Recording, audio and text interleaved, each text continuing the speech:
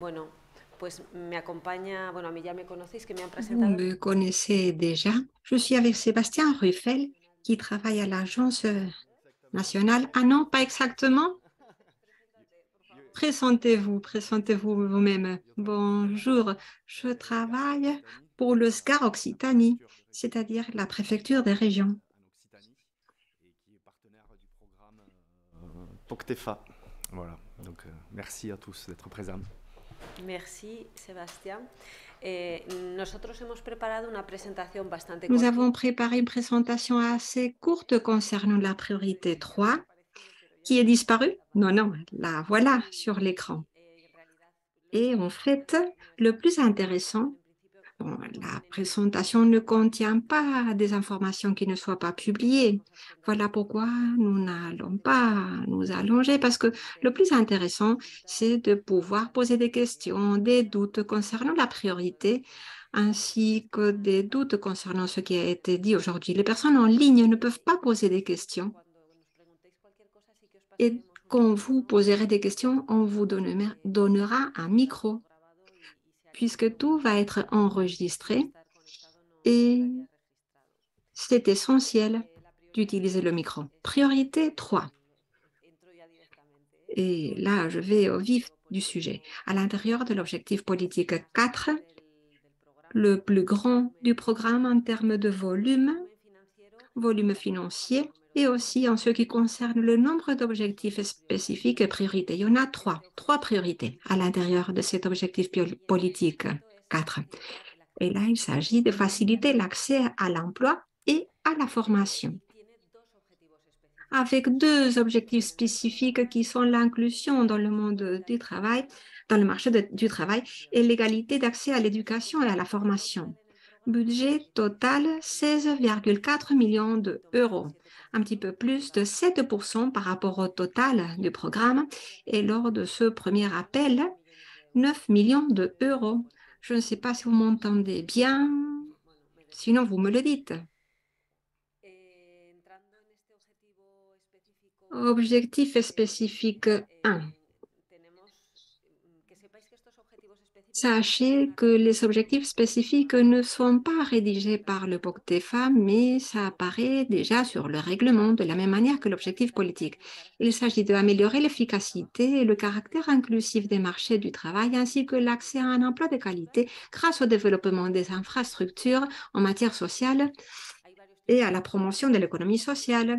Différentes actions. Ceci est une rédaction libre des différents programmes. Spécifiquement, POCTEFA a choisi des actions de coopération pour une meilleure couverture des qualifications exigées par le marché du travail.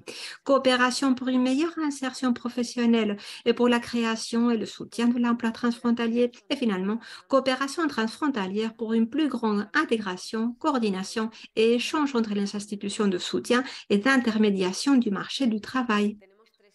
Nous avons trois indicateurs de réalisation communs. Quelles sont les solutions élaborées conjointement? Ensuite, les stratégies et plans d'action élaborés conjointement et le nombre d'organisations coopérant par-delà des frontières. L'indicateur, déjà, nous dit de manière précise vers où va s'orienter notre projet. Et il y a aussi trois indicateurs de résultats, c'est-à-dire les solutions adoptées ou élargies, étendues par les organisations, stratégies et plans d'action communs adoptés par les organisations, et finalement, organisations coopérant au-delà des frontières après l'achèvement du projet. Même chose. Réalisation, oui, ça va nous aider pour le suivi du projet et les indicateurs des résultats. Là, dans la quantification, on devrait être capable d'atteindre l'un des trois indicateurs de résultats. Et l'objectif spécifique de cette priorité 3 est d'améliorer l'égalité d'accès à des services inclusifs et de qualité dans l'éducation, la formation et l'apprentissage tout au long de la vie grâce au développement d'infrastructures accessibles, notamment en favorisant la résilience dans le domaine de l'enseignement et de la formation à distance et en ligne. Typologie d'action, les voici. Contribuer à une plus grande intégration de l'espace au travers de la reconnaissance des compétences et l'équivalence des qualifications, coordination entre les services de l'emploi, les entreprises et les systèmes de formation, aussi coordination entre les services de l'emploi, levier d'action contre l'exclusion sociale du marché du travail des groupes vulnérables. Je crois, je ne sais pas si vous le savez, vous prenez des photos, mais je voudrais vous dire que la totalité du texte est sur le programme, dans les textes du programme, ainsi. Et bien sûr, toutes les présentations du groupe seront en ligne. Comme Christine nous l'a déjà dit, tout le matériel sera disponible. Il y avait aussi facilité l'accueil d'élèves dans les établissements. Oui, pour suivre le cadre logique, dans toutes les priorités, il y a les objectifs spécifiques et chacun d'entre eux vont avoir des indicateurs de réalisation qui parfois sont communs. Dans ce cas-ci, nous avons les mêmes indicateurs de réalisation, solutions développées conjointement, stratégies et plans d'action élaborés conjointement et organisations coopérant par-delà des frontières. Et en ce qui est pour les résultats, solutions adoptées ou étendues par les organisations, stratégies et plans d'action communs adoptés par les organisations et organisations coopérant au-delà des frontières après l'achèvement du projet. Très rapidement, voilà, je l'ai fait très rapidement. Je ne sais pas si vous avez des questions concernant les objectifs spécifiques ou la typologie des actions. Ou si vous préférez, vous pouvez poser des questions concernant l'appel d'offres ou d'autres types. Oui, j'ai vu qu'il y avait pas mal de questions à la fin et peut-être si vous voulez profiter de cette occasion, c'est un bon moment. Le micro est là, disponible. Y a-t-il des questions?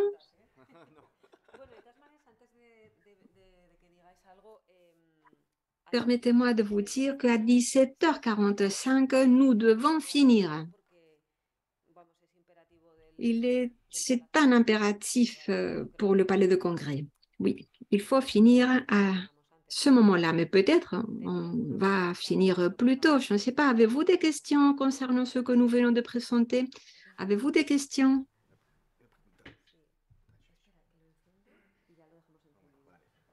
On va l'allumer.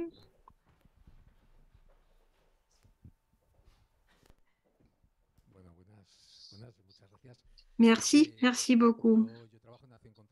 Je travaille à Acción contra el Hambre. Pardon, Action contre la faim. Nous travaillons ici en Espagne, nous sommes une organisation humanitaire. Nous travaillons dans le domaine de la coopération.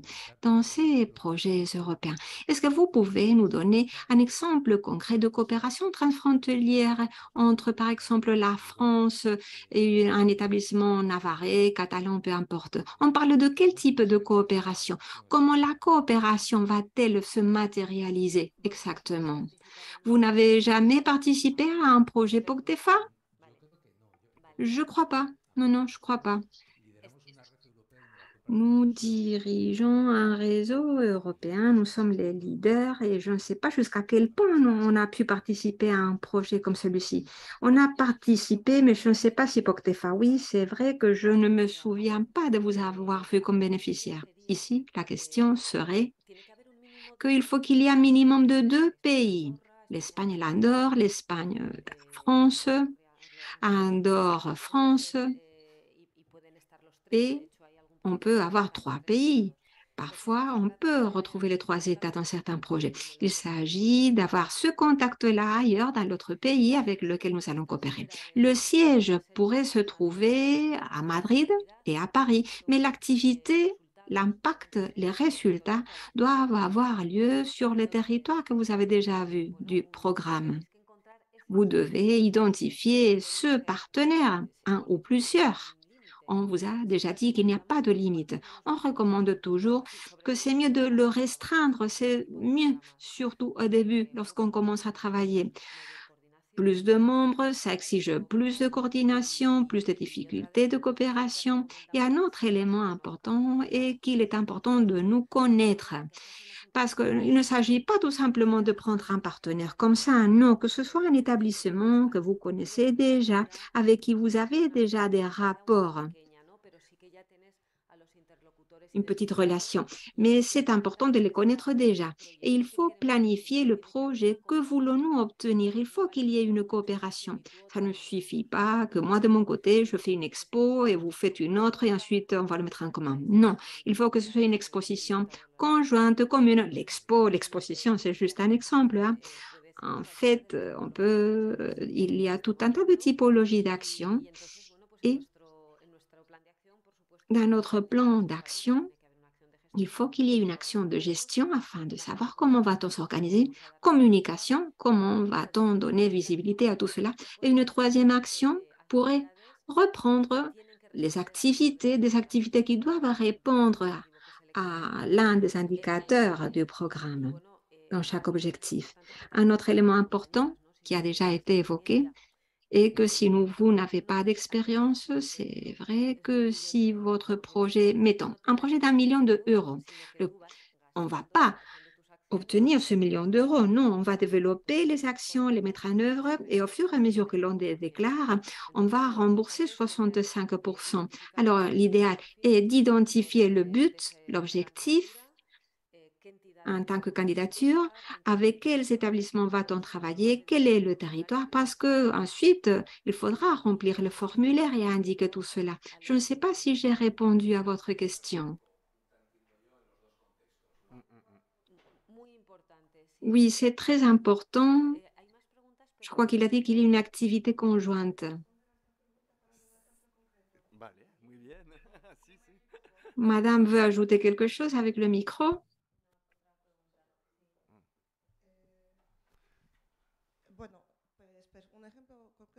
Un exemple concret. Typologie des actions. L'une d'entre elles est coopération entre les écoles du territoire.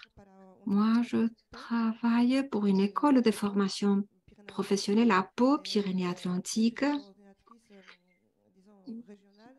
De la Nouvelle-Aquitaine pour...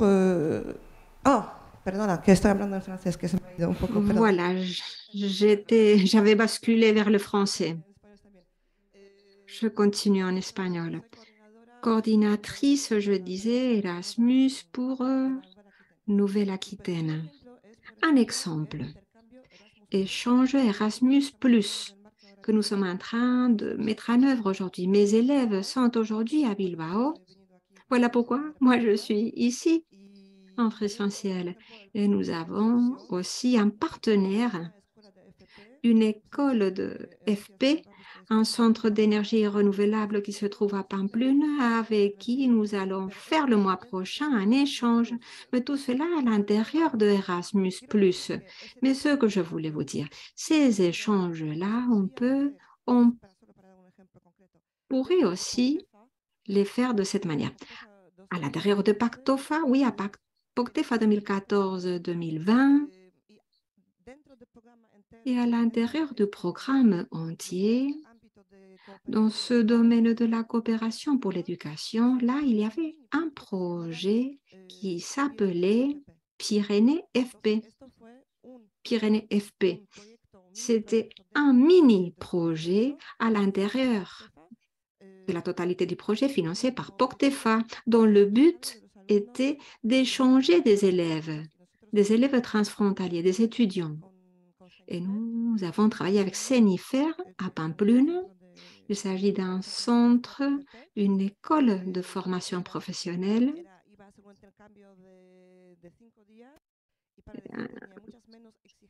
Et il y avait beaucoup moins d'exigences là-dedans par rapport à Erasmus+. Mais que s'est-il passé? Le projet était déjà là, tout était bien ficelé, mais c'était 2019, c'était pour mai 2020. La Covid est arrivée et il a fallu tout annuler. et c'était la fin du projet Pyrénées FP. Il n'a pas été repris. Je ne sais pas si on va pouvoir le reprendre, mais c'était pour vous montrer un exemple de coopération dans le domaine de la formation. Je vais poursuivre en français. Ce qui est important aussi, effectivement, vous allez identifier une problématique avec un partenaire de l'autre côté de la frontière, mais cette problématique, il faut qu'elle rentre dans le cadre posé par le programme. Donc on a identifié tout un tas de besoins sur le territoire et par rapport à ces besoins, on a posé des objectifs à atteindre. Donc votre projet, il faut qu'il réponde à une de vos préoccupations sur votre entité, mais il faut surtout qu'il réponde à une préoccupation qui est posée dans le programme. Voilà. Donc il faut qu'il y ait une rencontre entre les deux problématiques. Bonjour, moi je suis Nicolas, je travaille pour Centre de formation sur le travail social au Pays Basque. Et j'avais une question. Aujourd'hui, nous, on développe sur le territoire, donc sud-aquitain, une plateforme emploi spécialisée, sectorialisée sur le travail social, médico-social. On a la volonté, et on a déjà les premiers accords, de développer ce projet avec un autre centre de formation côté Guipúzcoa, avec en plus la Diputación et le conseil départemental 64. Ma question est la suivante. Suite à la réunion d'aujourd'hui, on se dit que ce projet-là pourrait rentrer dans les appels à projets de Áreas Funcionales. Par contre, si j'ai bien compris aussi, les appels à projets seront ouverts d'ici un peu plus d'1 an. Donc, ma question, c'est à quel niveau ça vaut le coup, pour donner un peu plus de poids au projet, d'aller chercher des partenaires sur d'autres territoires, mais dans la même logique que ce que vous avez dit avant, c'est-à-dire pas forcément des partenaires qu'on connaît, on est dans une relation de confiance. Nous, on souhaite travailler sur la mobilité des professionnels sur le territoire du Pays Basque. On souhaite travailler sur la question de l'attractivité des métiers dans le secteur de l'action sociale, parce qu'aujourd'hui, les structures ont énormément de difficultés à recruter. Et voilà, en gros, moi, je me demande jusqu'à quel niveau il faut étendre son territoire pour donner du poids à son projet. Est-ce que c'est vraiment quelque chose? Est-ce qu'on se met des bâtons dans les roues en restant, entre guillemets, sur le territoire de Scaleria au sens large? Est-ce que c'est clair? Ouais. Après, moi, il nous semble, en tout cas, si ça rentre complètement dans la priorité, voilà, c'est allez-y, quoi.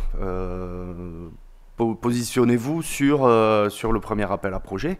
Peut-être posez-vous la question comment vous pouvez élargir votre partenariat un petit peu aussi. Mais je crois qu'il ne faut pas s'interdire à des choses. Si vous êtes prêt en plus. En fait, on est prêt. Aujourd'hui, on a une relation de confiance avec les 4 partenaires, ouais. Donc nous compris. Est-ce que ça vaut le coup d'aller chercher, par exemple, sur la côte méditerranéenne, des partenaires avec qui on pourrait construire une relation de confiance? C'est un peu ma question. Alors, élargir les partenariats juste pour se présenter un appel à projet classique comme celui qui s'ouvre demain, ce n'est pas nécessaire. C'est-à-dire, vous n'allez pas recevoir plus de notations parce que votre partenariat, c'est plus large. C'est-à-dire, nous, parce que cette question, c'est récurrente. Et c'est vrai que pour nous, un projet, c'est bon s'il est bon en soi. C'est-à-dire, s'il a déjà des objectifs clairs, s'il répond au programme.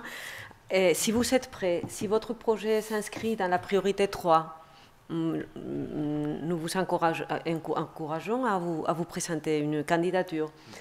Et à la limite, si ça ne pourrait pas être bien, et je ne sais pas comment ça va se dérouler, c'est-à-dire que le projet soit programmé ou pas, tout d'abord, c'est une question de qualité de projet qui répond aux critères, mais il est vrai que dans certaines priorités, il y a plus de concurrence que dans d'autres, c'est-à-dire un projet avec une même qualité, a plus de possibilités d'être programmé dans une priorité qui a moins de candidatures. Mais si finalement il n'est pas programmé, et au moment que la zone fonctionnelle dans laquelle vous faites partie, et quand il y aura un appel à projet, il faudra voir si vraiment votre projet fait partie c'est-à-dire des objectifs et de cet appel à projet. Cette information, on ne l'a pas encore. C'est pour ça qu'on vous encourage, si maintenant vous êtes dans la priorité 3, nous, on vous dirait de vous présenter. Ok, Oui. et je complète avec deux mini-questions. La première, est-ce qu'on est dans une priorité concurrentielle sur cette priorité 3 ? Et la deuxième, on souhaite aussi nous présenter un autre projet sur la priorité 4. À quel moment est-ce que c'est traité de façon complètement indépendante ou est-ce que vous prenez en compte le fait que HRI Formation dépose aussi un projet sur la priorité 4 ? Non. Et nous, on évalue chaque projet indépendamment. C'est-à-dire, on ne prend pas en compte, attention, parce que celui... Non. Chaque projet est évalué, et on va dire d'une façon neutre par rapport aux critères de l'appel à projet. Et dans ce moment, on ne peut pas savoir s'il y aura plus de concurrence. On peut vous raconter l'expérience du 14-20, les projets tourisme, les projets innovation. Et il y avait beaucoup de concurrence, et tandis que dans les autres, on peut pas dire, je ne veux pas dire c'est plus facile, parce que c'est pas le Après, mot. l'enveloppe, elle est pas énorme, c'est pas un gros pourcentage du programme. Donc, Oui. voilà, difficile de vous dire précisément. Mais si vous savez 2 projets de candidature, P3 et P4, c'est... Oui, mais allez-y. Oui, nous, on vous encourage à vous présenter, bien sûr.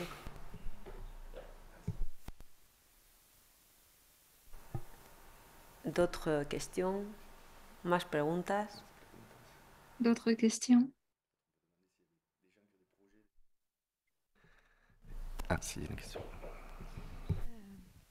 Tengo dos preguntas. La primera es... J'en ai 2 qui n'a rien à voir avec la priorité 3, mais c'est lié à la conférence précédente.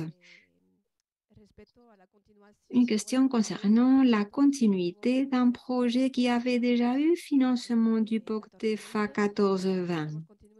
Si on va donner continuité à ce projet, est-ce qu'il obtiendrait plus de points ou est-ce qu'on le considère comme au début? Non, ni plus ni moins. Le projet va être évalué sur la base des critères de l'appel à projet. Il n'y a pas de critère qui va donner plus de points ou une meilleure note, ou le contraire, pas du tout. Il n'y a rien de cela. Tout sera en fonction de comment vous allez le décrire et de sa cohérence avec ce qui est demandé. Ça peut avoir sur le programme de continuer ce projet. Voilà. C'est ça qu'il faut C'est mettre en pas avant, répliquer pour être dans une espèce de récurrence qui n'a pas de il y a plus-value. une vraie continuité et une vraie valeur ajoutée. Et une plus-value, sur la voilà, suite, bien sûr. c'est ça qui est important. Ouais. D'accord. Y la otra pregunta es más concreta sobre L'autre question elle est plus concrète concernant cette proposition que nous sommes encore en train d'évaluer, comme on l'a présenté en fonction de la priorité. Mais concernant la priorité 3, moi, je travaille pour la fondation Euskampus, Fonda CIOA, et nous travaillons en coopération avec l'Université de Bordeaux, l'Université du Pays Basque, sur l'innovation pédagogique. Et le projet précédent était plutôt focalisé sur le développement des compétences employables sur le territoire. Et pour la projet suivant, je voudrais poser une question. Si nous voulons élargir les possibilités d'emploi des étudiants du territoire, en établissant des liens, des connexions avec d'autres agents, pourrait-on financer par exemple, les contrats lorsqu'ils vont faire des stages pratiques?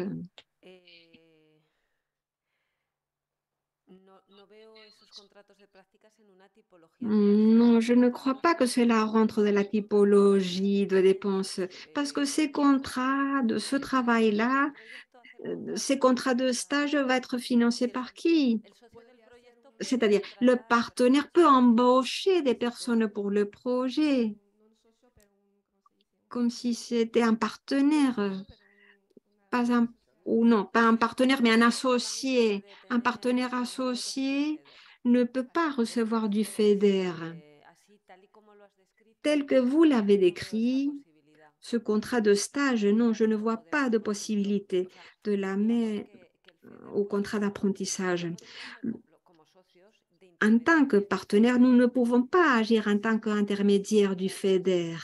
Comme ça, d'emblée, cela paraît difficile. Et nous, parfois, on voit cela sur certains projets, qu'il y a des dépenses qui ne rentrent pas dans une typologie qui existe sur le manuel. Alors, oui, peut-être qu'à la fin, on va nous dire que ce n'est pas éligible et ce serait dommage. Merci.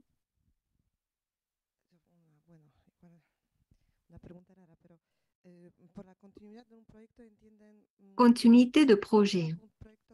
Cela veut dire de poursuivre un projet qui est encore en vigueur ou peut-on reprendre un projet déjà finalisé et le réactiver?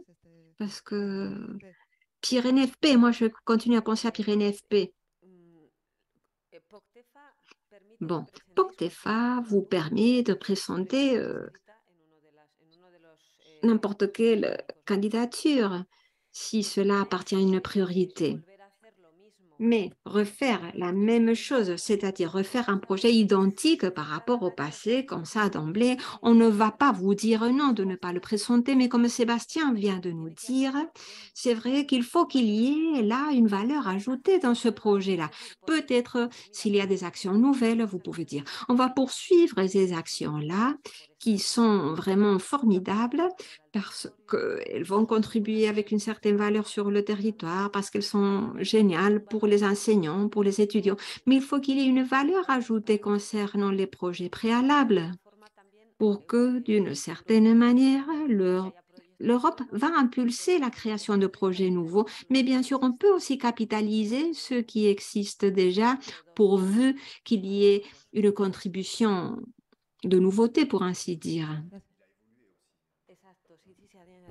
Et le programme a évolué aussi entre voilà, la première génération, deuxième génération, troisième génération. Le programme il évolue, les besoins ils évoluent. Donc forcément, les projets, les réponses, voilà ça, les projets évoluent également.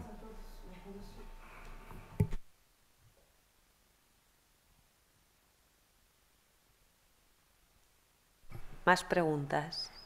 D'autres questions? Peut-être s'il n'y a pas de questions précises. Est-ce qu'il y a des témoignages peut-être de projets que vous avez en tête, que vous êtes prêts à déposer? On peut échanger dessus, on peut prendre le temps puisqu'on a une petite demi-heure. Donc, non, Carmen? Ouais. Ah ben voilà. Venga, adelante. Lo puedo contar en español, si prefieren, no sé. Je peux m'exprimer en espagnol. Oui, l'idée de travailler autour du travail dans l'action sociale. Aujourd'hui, le diagnostic est que pour les organismes, il est très difficile de recruter des travailleurs aussi bien du côté français que de Euskadi. Nous sommes en train de développer une plateforme d'emploi sectorialisée et territorialisée. Et voilà, nous voulons travailler de manière générale pour mettre en réseau les candidats et les employeurs. Y además, enrollar Et todo eso con trabajos envelopper tout cela avec le sujet de l'attrait, l'attractivité. C'est dur de connaître nos métiers. Et avec la crise du Covid, nous avons vu que ce sont des métiers, des activités essentielles pour la société. 3 axes. Tout d'abord, faciliter la mobilité entre l'Espagne et la France, mobilité de travailleurs. Aujourd'hui, il est vrai que la frontière, elle est encore là. C'est-à-dire, il est difficile d'être mobile du point de vue des diplômes. Vous savez de quoi je parle. Deuxième axe de travail serait l'attractivité. Comment parler de ces métiers-là de manière différente? Comment encourager les jeunes ou ceux qui sont dans une étape de reconversion pour accéder à ces métiers-là? Et en troisième lieu, on voudrait travailler directement avec les entités, les établissements pour fidéliser, parce que nous nous rendons compte que parce qu'il y a un manque de personnel ou suite aux conditions de travail, les gens partent comment faire afin de retenir les gens, les employés, les retenir, les maintenir et aussi faciliter la mobilité. Voilà les 3 axes que nous voudrions développer. Et je finis.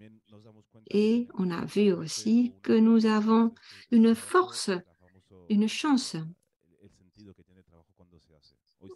Et c'est le sens du travail. Aujourd'hui, dans la rationalisation du travail et les obligations, oui, c'est vrai que c'est difficile, nous n'avons pas... Alors, mais je crois que ça, c'est un élément fort. Je ne sais pas si cela pourrait rentrer dans la priorité. Tout cela concerne la mobilité. Nous avons encore un autre projet. Nous avions déjà travaillé sur un projet Erasmus concernant comment valider les diplômes. C'était super compliqué. Je crois que nous n'étions pas les seuls à y travailler. Mais des compléments de formation afin de faciliter la mobilité des employés serait important aussi. Bon, mais chaque chose a son temps. Oui, moi, il me semble que ça coche les cases, en tout cas, c'est très intéressant. Par rapport aux obstacles administratifs, en fait, c'est des choses que vous avez déjà identifiées. Et par rapport aux équivalences de diplômes, enfin, tout ça. Mais je ne suis pas la bonne personne pour vous en parler. C'est les collègues qui sont occupés. Et pour rien vous cacher, ça ne fait pas depuis très longtemps que je suis dans la structure. Mais je sais qu'il y a un travail qui est fait. Je sais que... Ah ouais. C'est pour l'enregistrement. Voilà, je sais qu'il y a un travail qui a été fait là-dessus et on a vu notamment les difficultés. Demain, on n'arrivera pas avec, je vais être sincère, avec un projet POCTEFA à lever ses freins. Par contre, on peut commencer à proposer une piste de solution parce que voilà, les freins, c'est vraiment au niveau national, vous savez mieux que moi, mais en tout cas, voilà, on veut essayer de lancer une initiative là-dessus. Et aussi, il y a des métiers où on a moins de freins. Par contre, il y a peut-être des besoins d'adaptation sur certaines compétences sur lesquelles on peut travailler, voilà, à notre niveau en tout cas. Okay. Et le gros, ce serait aussi de pouvoir travailler sur l'attractivité des métiers, aussi bien d'un côté que de l'autre, et pouvoir aussi faire en sorte que cette plateforme qu'on a aujourd'hui, qui n'est qu'en français, on puisse la traduire dans les 3 langues, et qu'elle puisse être utilisée et aider aussi à la mobilité. Et du coup, vous avez des liens avec les réseaux professionnels du social, ouais. C'est formalisé comment Alors nous, aujourd'hui, on a le réseau, puisque en tant que centre de formation, on a des stagiaires. Donc on a ce réseau-là qui est entretenu depuis longtemps. On a le lien aussi avec le conseil départemental. Moi, je parle plutôt du côté français, c'est plutôt nos partenaires qui ont l'autre côté, mais des liens forts avec le conseil départemental, puisque eux aussi travaillent sur la question de l'attractivité des métiers. Et voilà, ce lien, il se fait en fait, c'est des sites qualifiants, la plupart des employeurs. Et puis on est quand même, nous, on travaille beaucoup sur la partie Pays Basque, et on a, au bout d'un moment, on se connaît tous, on va dire. Voilà, c'est pas non plus, on n'est pas à Paris, mais voilà, donc au bout d'un moment, tout le monde, on connaît à peu près toutes les structures. Et... Merci. Tu rajoutes? Non, c'est bon, Allez-y. Sí, yo completamente de acuerdo con Sebastián, que sí que es un proyecto. Oui, 100% d'accord avec Sébastien. Je crois que le projet peut entrer très bien dans la priorité 3 et l'OP 4. Alors oui, moi aussi, je vous encourage.